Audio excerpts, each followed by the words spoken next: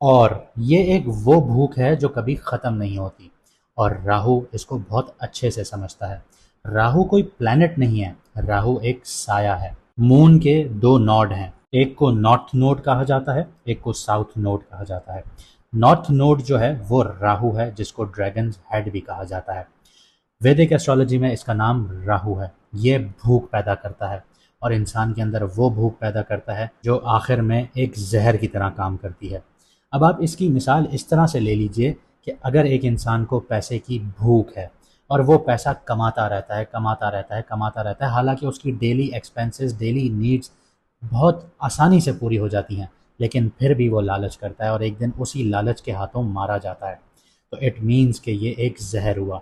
आप एक ही खाना रोज़ खाएं, लगातार खाएं, हेल्दी फूड खाएं, लेकिन क्वांटिटी ज़्यादा करना शुरू कर दें, इतनी खाना शुरू कर दें कि आपसे उठा ही ना जाए, तो वो हेल्दी खाना भी आपके लिए जहर बन जाएगा। इसी तरह राहु को पहचानना होता है कि राहु जब आपके अंदर लालच पैदा करता है तो वो रुकता नहीं है। अब राहु जो है वो 2 अगस्त को अपना नक्षत्र चेंज कर चुका है, सुबह 9:58 पर सप्तभिषा नक्षत्र से निकल के धनिष्ठा नक्षत्र में जा चुका है। तो कहानी और इंटरेस्टिंग हो जाती है, क्योंकि धनिष्ठा नक्षत्र का जो चौथा पड़ाव है वो एक्वेरियस में है, फिर इसके बाद ये कैप्रिकॉर्न में ट्रांजिट करेगा। अब धनिष्ठा नक्षत्र का जो मालिक है वो मार्स है, और मार्स स्पीड, एक्शन, कंपटीशन और एग्जीक्यूशन का प्लैनेट है। और अगर हम एस्ट्रोलॉजी, वैदिक एस्ट्रोलॉजी के हिसाब से देखें तो मार्स और राहु जब भी एक साथ होते हैं या नज़र बनाते हैं तो अंगारक दोष बन जाता है।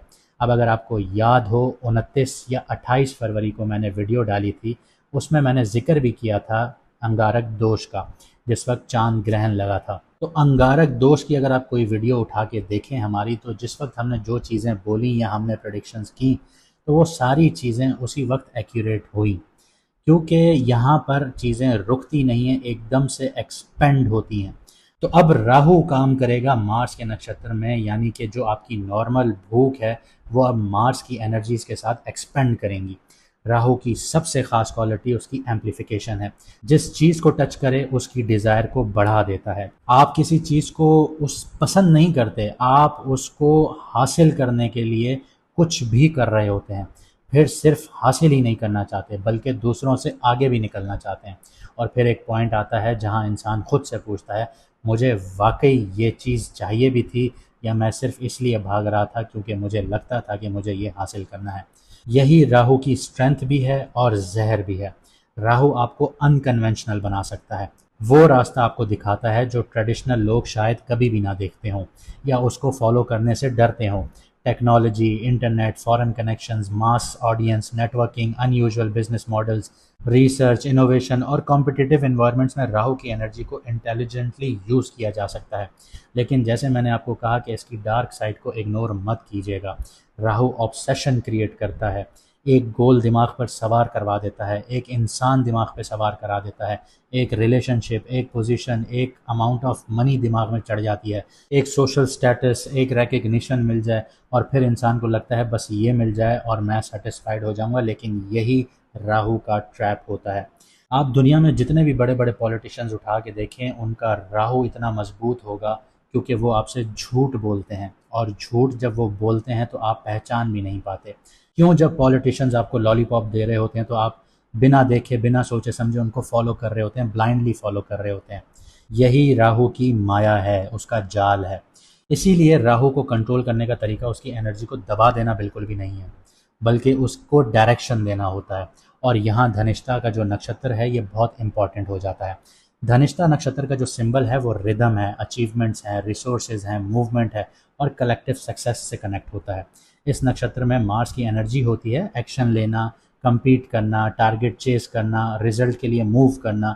इसलिए एक्वेरियस का धनिष्ठा जोन में जो राहु की एनर्जी है, हम उसको सिर्फ डिज़ायर के तौर पर नहीं देखेंगे। यहाँ डिज़ायर को नेटवर्क, टेक्नोलॉजी, सोसाइटी और फ्यूचर ओरिएंटेड गोल्स के थ्रू अचीव करने की कोशिश भी देखेंगे। इसके अलावा एक बहुत इंटरेस्टिंग बात आपको बताऊं, राहु अभी कैप्रिकॉन में एंटर नहीं हुआ, हालांकि धनिष्ठा का जो नेक्स्ट पड़ाव होगा वो कैप्रिकॉन में होगा। इस वक्त राहु एक्वेरियस में 6 डिग्रीज पर है, धनिष्ठा के चौथे पड़ाव में है। कैप्रिकॉन का चैप्टर बाद में आता है, इसलिए इस सीरीज में हम सिर्फ राहु को एक्वेरियस में ही रीड करेंगे। जब कैप्रिकॉन में ट्रांजिट करेगा तो हम कैप्रिकॉन में जब उसका नक्षत्र होगा उसमें भी उसको रीड करेंगे, कैप्रिकॉन में भी रीड करेंगे, लेकिन उसके नक्षत्र के थ्रू करेंगे। और क्योंकि धनिष्ठा का लॉर्ड मार्स जेमिनाई में बैठा हुआ है, 6 डिग्रीज पर बैठा हुआ है जिस वक्त मैं ये वीडियो बना रहा हूँ, ये ऑब्वियसली आगे आगे बढ़ता जाएगा। राहु की जो नक्षत्र लेवल स्टोरी है वो मार्स तक जाती है। मार्स जेमिनाई में बैठा है, इसलिए action, connection, communication, information, skills, media, strategy और मल्टीपल आइडियाज़ के साथ बनते हुए नजर आते हैं। मार्स के बाद मरकरी को भी देखेंगे, क्योंकि मार्स जिस घर में बैठा है मरकरी उसका मालिक है, और मरकरी कैंसर में बैठा है। तो यहाँ पे बात कैंसर तक जा रही है, मरकरी तक जा रही है, और कैंसर में सन, मून, मरकरी, एग्जॉल्टेड जुपिटर पहले से मौजूद हैं, जैसे आपने पुरानी वीडियोस में देखा होगा। यानी राहु की स्टोरी को हम आइसोलेटेड नहीं पढ़ेंगे, वहाँ पे राहु, धनिष्ठा नक्षत्र, Mars, mercury, cancer planetary cluster जो है, ये सारी चीज़ें देखेंगे। दूसरी तरफ ये भी देखेंगे कि राहु एक्वेरियस में है, सैटर्न उसका मालिक है, रेट्रोग्रेड सैटर्न पाइसेस में बैठा हुआ है, जुपिटर की 9th एस्पेक्ट सैटर्न पर पड़ती है। यहाँ से पता चलता है कि राहु किस तरह की डिज़ायर्स क्रिएट करता है, और उस डिज़ायर्स को एक्शन कौन दे रहा है, और उस एक्शन का कनेक्शन ज़िंदगी के किस दूसरे चैप्टर पे बन रहा है।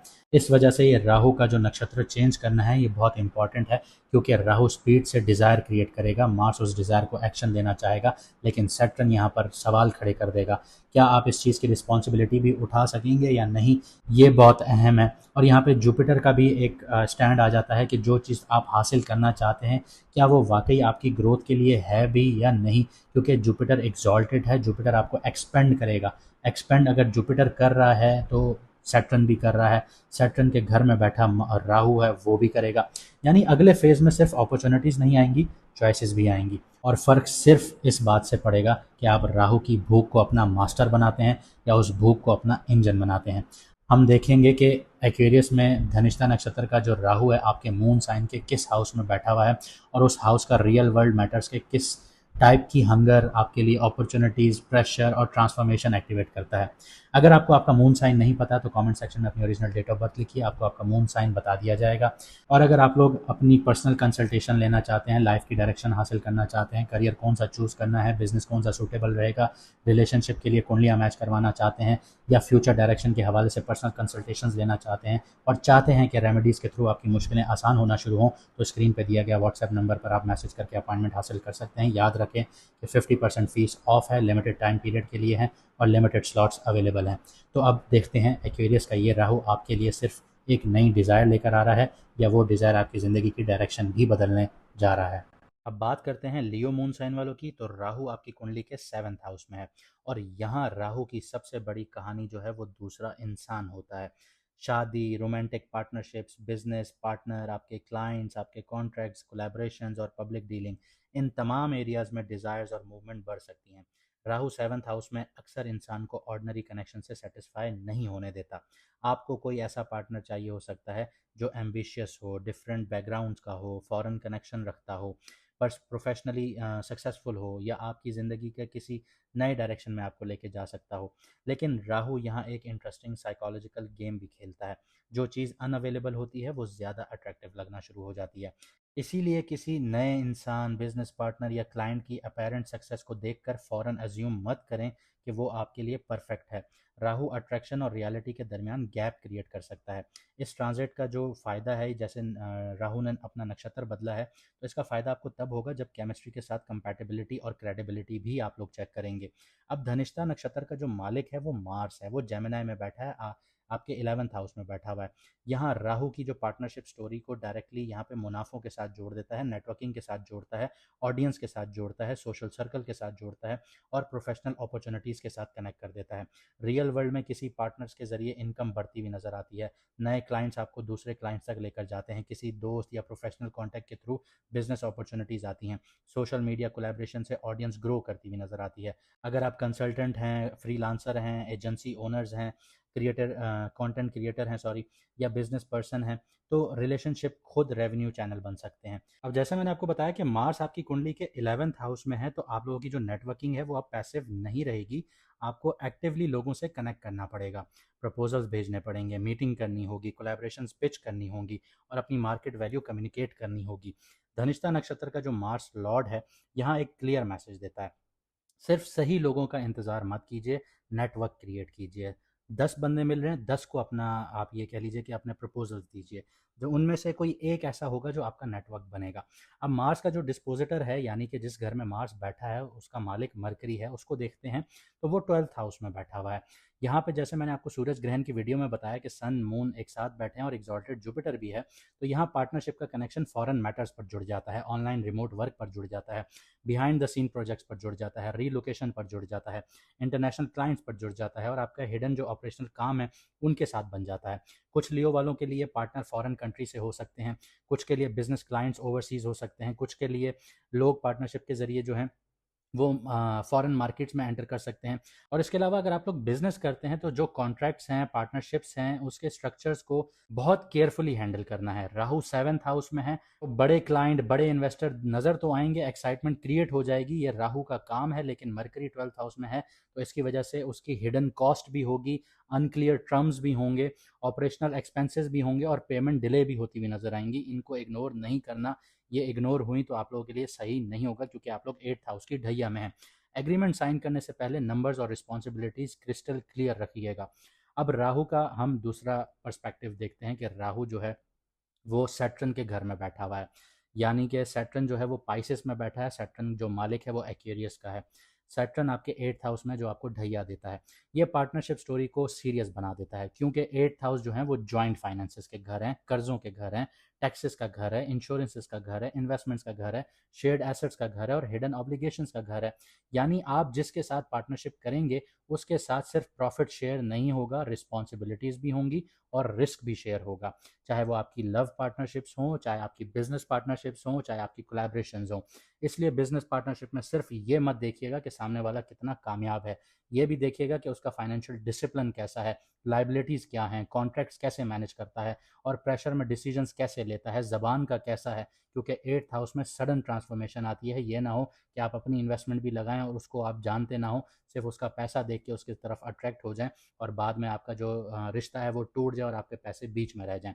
राहु कनेक्शन देता है, लेकिन सैटर्न जो है वो ड्यू डिलिजेंस मांगता है यहाँ पे, और सैटर्न रेट्रोग्रेड है, तो यहाँ पे और इंटेंसिटी से काम करेगा। तो इसी वजह से कोई पुराना पार्टनरशिप मैटर जो है वो दोबारा भी खुल सकता है। कोई पहले जो चीज़ें थी, बेज़ाब्तगियाँ थी, उनमें वो दोबारा खुल जाएंगी। फॉर्मर क्लाइंट वापस आ सकते हैं, आप लोगों के पुरानी बिजनेस डिस्कशंस दोबारा स्टार्ट हो सकती हैं, या कोई रिलेशनशिप जैसे आपने क्लोज चैप्टर समझा था फिर से कन्वर्जेशन में आ सकती हैं, लेकिन इस बार पुराने पैटर्न को रिपीट करने के बजाय उसे ऑब्जेक्टिवली रिव्यू कीजिएगा। अब एग्जॉल्टेड जुपिटर की बात करें तो इसको हम निगलेक्ट नहीं करेंगे, क्योंकि 12th हाउस में बैठा है, सैटर्न को देख रहा है जो कि 8वें घर में बैठा हुआ है, 9th एस्पेक्ट दे रहा है। तो ये कनेक्शन जो है बहुत इंपॉर्टेंट है, क्योंकि जुपिटर शेयर्ड फाइनेंशियल कॉम्प्लिकेशंस को ब्लाइंडली एक्सपेंड करने के बजाय अगर प्रॉपरली हैंडल होंगी तो उन्हें स्ट्रेटेजिक प्लानिंग और लॉन्ग टर्म प्रोटेक्शन में कन्वर्ट कर देगा।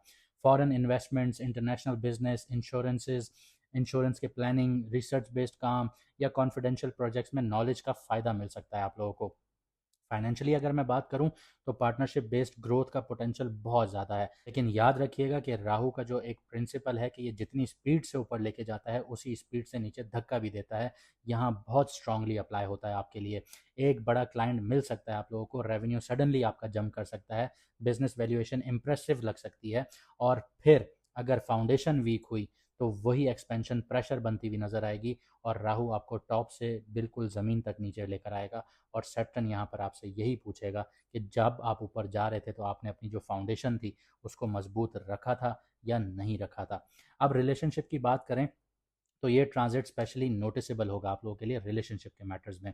सिंगल लियो नेटिव्स को अनयूजुअल या हाईली एम्बिशियस पर्सन अट्रैक्ट कर सकते हैं, फॉरेन कनेक्शन बन सकते हैं, ऑनलाइन कनेक्शन बन सकते हैं, प्रोफेशनल एनवायरनमेंट से रिलेशनशिप डेवलप हो सकते हैं, लेकिन राहु की वजह से रेड फ्लैग्स को इग्नोर करना सबसे बड़ी गलती होगी आप लोगों की। चाहे आप मर्द हैं या खवातीन हैं, तो आप लोगों ने रेड फ्लैग्स इग्नोर नहीं करने। सिर्फ अट्रैक्ट नहीं होना, आपने उस इंसान के एक्चुअल बिहेवियर को ऑब्जर्व करना है। बात करते हैं जो लोग ऑलरेडी कमिटेड हैं या शादीशुदा हैं, तो आप लोगों के पार्टनर के जो करियर हैं या रीलोकेशंस के प्लान हैं, फाइनेंसेस हैं या फ्यूचर प्लानिंग पर अब सीरियस जो कन्वर्सेशंस हैं वो होती हुई नजर आती हैं आप लोगों की। अगर दोनों एक दूसरे के एम्बिशंस को समझ रहे हैं तो रिलेशनशिप ग्रो करेगा, लेकिन यहीं पे अगर एक पार्टनर सिर्फ अपने एम्बिशंस को चेस कर रहा है, अपने ख्वाबों को चेस कर रहा है और दूसरा उसकी नीड्स को इग्नोर कर रहा है, तो टेंशन यहाँ पे डेवलप हो जाएगी। तो इस चीज़ को आप लोगों ने बैलेंस करना है। अब यहाँ पे एक चीज़ है कि हर पावरफुल जो कनेक्शन होगा वो पावरफुल पार्टनरशिप नहीं होगी आप लोगों के लिए।